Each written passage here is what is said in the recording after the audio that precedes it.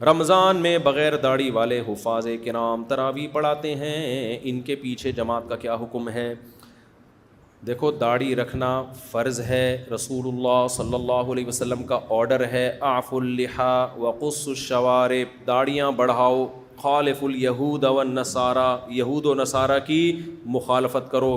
تمام پیغمبروں نے داڑیاں رکھی ہیں، بڑھائی ہیں، صرف رکھنا خشخشی داڑھی جسے کہتے ہیں وہ کافی نہیں ہے۔ تورات میں اللہ تعالیٰ کا حکم آج بھی موجود ہے کہ اللہ تعالیٰ نے موسیٰ علیہ السلام کو کوہ طور پہ بلا کے حکم دیا کہ اپنی قوم سے کہہ دو کہ داڑھی مت کٹانا۔ یہی وجہ ہے کہ آج یہودی بھی لمبی لمبی داڑیاں رکھتے ہیں۔ ہمارے نام نہاد مذہبی اسکالرز جو آج لبرل قسم کے اسکالرز آ رہے ہیں، ان کو یہودیوں سے عبرت حاصل کر لینی چاہیے کہ ہزاروں سال پرانا مذہب ہے، یہودی نے اب بھی اپنی داڑھی نہیں چھوڑی۔ ان کے مذہبی اسکالر کہتے ہیں بڑھانی پڑے گی آپ کو، اب تک تحریف نہیں کی۔ اور ہمارے آج کے اسکالرز کیا کہہ رہے ہیں؟ کہہ رہے ہیں ایکچولی وہ تو اس دور کا کلچر تھا تو نبی نے حکم دے دیا، ایکچولی یہ کوئی اسلام کا اس سے تعلق نہیں ہے۔ ایسا بالکل بھی نہیں ہے۔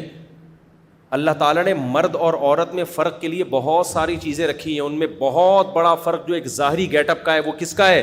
داڑھی کا ہے۔ اس لیے آپ خدا کے حکم کو چینج کرنے کی کوشش نہ کریں۔ زمانہ تبدیل ہوگا، اسلام تبدیل نہیں ہو سکتا۔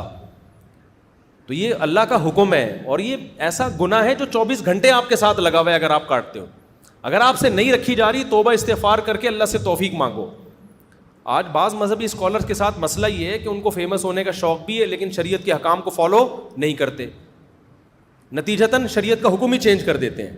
تو ایسا نہیں ہے، تمام پیغمبروں کی داڑیاں تھیں، تمام صحابہ کی داڑیاں تھیں، علماء، صلحاء، محدثین، فقہاء، کوئی ایک بھی نہیں دکھا سکتے ماضی میں جو داڑھی چھوٹی کرتے ہوں۔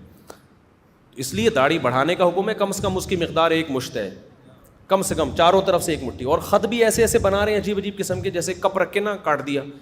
ایسا نہیں کرو یار، جو نیچرل اللہ نے آپ کو جو جس طرح کی داڑھی دی ہے اسی طرح کی رکھ لو، وہ زیادہ خوبصورت لگے گی۔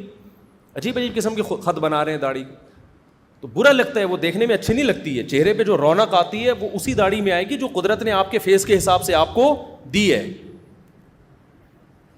فَلَا يُغَيِّرُنَّ خَلْقَ اللَّهِ، قرآن کہتا ہے نا کہ ہم، شیطان نے قسم اٹھائی تھی کہ اللہ میں ان سے تیری تخلیق چینج کرواؤں گا، میں جس فطرت پہ تو نے پیدا کیا۔ تو اب مصلی جو ہے نا امامت کا، وہ ایک بڑا ایک عظیم مقام ہے۔ تو مصلی پہ ایسے شخص کو کھڑا کریں، کم از کم ڈریسنگ اس کی شریعت کے مطابق ہو۔ ڈسکو قسم کے ملا بھی آ رہے ہیں، حافظ۔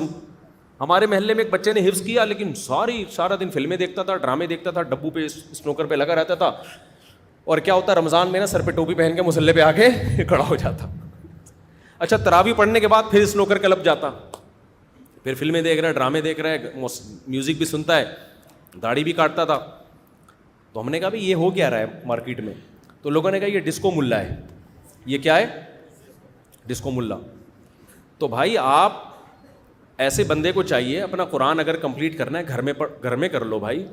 مسجد ایک اجتماعی جگہ ہے مسلمانوں کی، ایک اس کی عظمت ہوتی ہے۔ مصلی پہ جب کوئی کھڑا ہوتا ہے، ہمیں اندر کا تو نہیں پتا کس کے دل میں کیا ہے، چھپ کے کون کیا کر رہا ہے۔ ظاہری گیٹ اپ تو کم از کم ٹھیک ہونا چاہیے نا۔ سمجھ میں آ رہی ہے بات کہ نہیں آ رہی؟ ظاہری گیٹ اپ تو ایسا نہ ہو کہ یہاں سے جا کے اسنوکر کلب میں، وہاں جا کے فلم دیکھ رہا ہے، وہاں جا کے یہ کر رہا ہے، ساری دنیا کہہ رہی ہے بھائی یہ بندہ ہے، کیا ہے یہ؟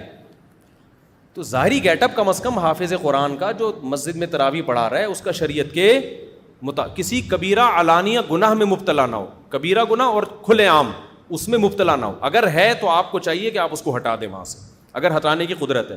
نہیں ہے تو پھر کوئی ایسی جگہ نماز پڑھیں جو امام کوئی ڈھنگ کا ہی آدمی ہو وہ، کیونکہ امام کا تقویٰ اور اس کی للہیت کا اثر پڑتا ہے مقتدیوں کے اوپر۔ امام نیک پرہیزگار ہوگا، اس کے پیچھے نماز کی الگ برکتیں ہوں گی۔ تراویح کوئی چھوٹی موٹی نماز نہیں ہے، اچھی خاصی ٹینشن ہے، لمبی نماز ہے۔ تو آپ کسی فاسق آدمی کے پیچھے پڑھ کر اس کی برکتوں سے کیوں محروم ہونا چاہتے ہو بھائی؟ آپ تو کوشش کیا کریں، ہمت کریں، جو امام پراپر داڑھی ہو، شریعت کے مطابق اس کا لباس ہو، کسی کبیرہ علانیہ گناہ میں مبتلا نہ ہو، اس کو مسجد کا امام بنائیں اور تراویح اسی کے پیچھے پڑھیں آپ۔